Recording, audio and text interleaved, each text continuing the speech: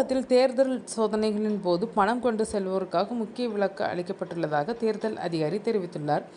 தமிழகத்தில் வருகிற ஏப்ரல் 23ஆம் தேதி சட்டமன்ற தேர்தல் நடைபெற இருப்பதை முன்னிட்டு வாக்காளர்களுக்கு பணம், பரிசு பொருட்கள் வழங்குவதை தடுக்கும் பொருட்டு தேர்தல் பறக்கும் படையினர் பல்வேறு பகுதிகளில் தீவிர சோதனைகளில் ஈடுபட்டு வருகின்றனர்.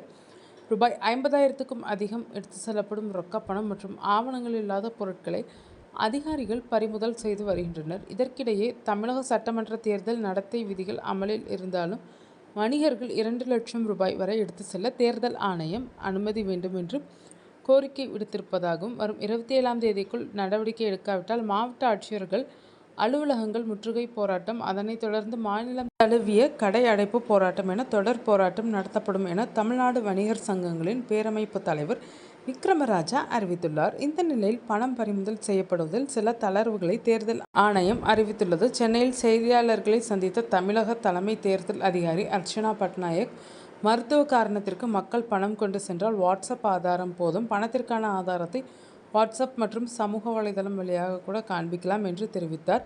தொடர்ந்து பேசிய அர்ச்சனா பட்நாயக், ஒரே வேட்பாளர் பெயரில் நிறைய பேர் வேட்புமனு செய்து போட்டியிடக்கூடிய சூழல் உள்ளது. தேர்தலில் ஒரே பெயரில் மற்றவர்கள் போட்டியிடக்கூடாது என்று சொல்ல முடியாது.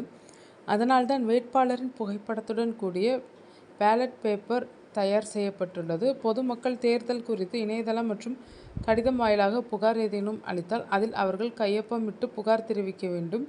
தற்போது வரை வந்திருக்கக்கூடிய மனுக்கள் கையொப்பம் இல்லாமல் உள்ளது என்று குறிப்பிட்டிருக்கிறார்.